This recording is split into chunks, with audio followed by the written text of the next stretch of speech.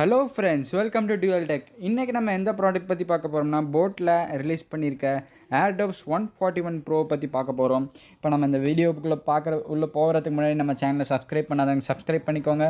இந்த வீடியோ பிடிச்சிருந்தா லைக் பண்ணுங்கள். உங்களுக்கு நிறைய பேர் இந்த இன்ஃபர்மேஷன்லாம் தெரிஞ்சுக்கணும் அப்படின்னா ஷேர் பண்ணுங்கள். வாங்க நம்ம வீடியோக்குள்ளே போகலாம்.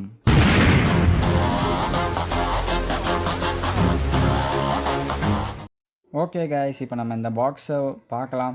இது வந்து நம்ம எப்போயுமே டியூவல் டெக் வந்து ஒரு யூனிக்கான ரிவ்யூ தான் இருக்கும். ஸோ நம்ம இப்போ வந்து பாக்ஸை சுற்றி பார்க்கலாம். லெஃப்ட் சைட் போட்டுன்னு கொடுத்துருக்காங்க.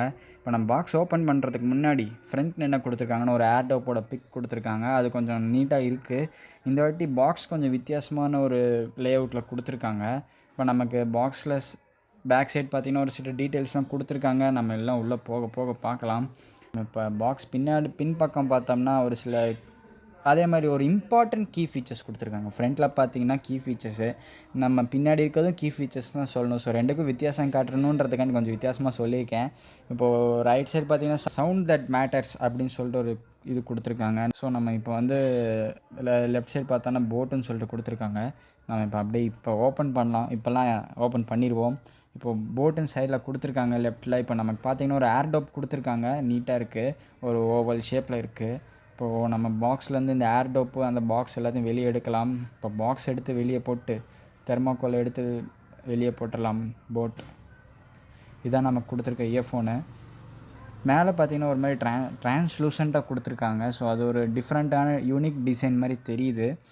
இப்போ நம்ம இது எல்லாத்தையும் ஓரமாக அப்படியே வச்சு போட்டு நம்ம போய் பாக்ஸ்குள்ளே வேறு என்னென்ன கொடுத்துருக்காங்க அப்படின்னு பார்க்கலாம்.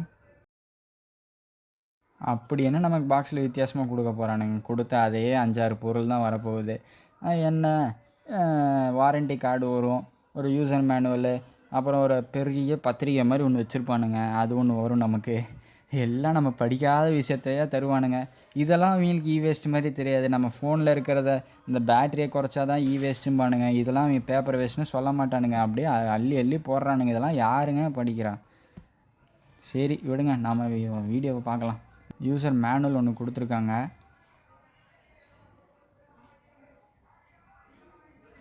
இதை அப்படியே நம்ம வச்சுட்டு தேவையில்லாததெல்லாம் கொடுத்து வச்சுருக்கானுங்க. நம்ம இப்படி போட்டால் தாங்க சரி வரும். அடுத்து இங்கே ஒரு பெரிய பத்திரிக்கை மாதிரி ஒன்று கொடுத்துருக்கானுங்க. இதுவும் நமக்கு தேவையில்லை. அப்புறம் அடுத்து நமக்கு போட் ஹெட் அப்படின்னு சொல்லிட்டு ஒரு ஸ்டிக்கர் கொடுத்துருக்காங்க. இது ஒன்று தான் நம்ம எல்லாருக்கும் யூஸ் ஆகும்னு வச்சுக்கோங்களேன். இதையும் நம்ம வச்சுட்டு இது பார்த்திங்கன்னா நமக்கு என்னமோ ஒரு FAQ கார்டுன்னு நினைக்கிறேன். இது ஒரு போட் மெம்பர்ஷிப் கிளப் கார்டு. அந்த OnePlusலாம் கொடுப்பாங்க பார்த்திங்களா, அந்த மாதிரி ஏதோ டிஃப்ரெண்ட்டாக ட்ரை பண்ணியிருக்காங்க. நம்ம ஸ்கேன் பண்ணி பார்த்தா தெரியும். அதே மாதிரி இங்கே பார்த்தீங்கன்னா ஃப்ரீக்வெண்ட்லி ஆஸ்க் கொஸ்டின்ஸ்னு சொல்லிட்டு அந்த FAQ கார்டுங்க, அது கொடுத்து வச்சுருக்கானுங்க. ஓகேங்களா, அதில் ஒரு 7-8 பிரச்சனை வருதாட்டிருக்கு. அதுக்கெலாம் என்ன சொல்யூஷன் அப்படின்ற மாதிரிலாம் கொடுத்துருக்காங்க. ஓகே, நம்ம இதை அப்படியே மூடி தூக்கி போட்டு அடுத்து வேலையை பார்ப்போம். அவ்வளோதான், பாக்ஸில் நமக்கு வேறு எதுவுமே இல்லை. இதெல்லாம் கொடுக்குறதுக்கு பதிலாக ப்ராடக்டோட ப்ரைஸை கொஞ்சம் கம்மி பண்ணால் நல்லா தான் இருக்கும். இப்போ நம்ம இது எல்லாத்தையும் இப்போ பத்திரப்படுத்தி வர வைக்கணும், வாரண்ட்டி முடிகிற வரைக்கும். ஸோ நம்ம அதை அப்படியே ஓரமாக வச்சுட்டு பாக்ஸை ஓப்பன் பண்ணலாம். பாக்ஸ் ஓப்பன் பண்ணோம்னா உள்ள நமக்கு ஒரு டேட்டா கேபிள் கொடுத்துருங்க. டேட்டா கேபிள் இல்லை, சார்ஜிங் கேபிள் ஒன்று கொடுத்துருக்காங்க. குவாலிட்டி ஓகேங்க, குறை சொல்கிற அளவுக்கு இல்லை, நல்லா தான் இருக்குது. டைப் சி கேபிள் கொடுத்துருக்காங்க. Type A to type C cable கொடுத்துருக்காங்க சார்ஜிங்க்கு, இந்த TWSக்காக. ஓகே, இது கூட குவாலிட்டி பெட்டராக பண்ணியிருக்க மாதிரி தெரியுது. ஆனால் பெட்டர் பண்ணியிருக்க மாதிரி நமக்கு தோணும். ஆனால் பெட்டர்லாம் கிடையாது, அதே கேபிள் தான்.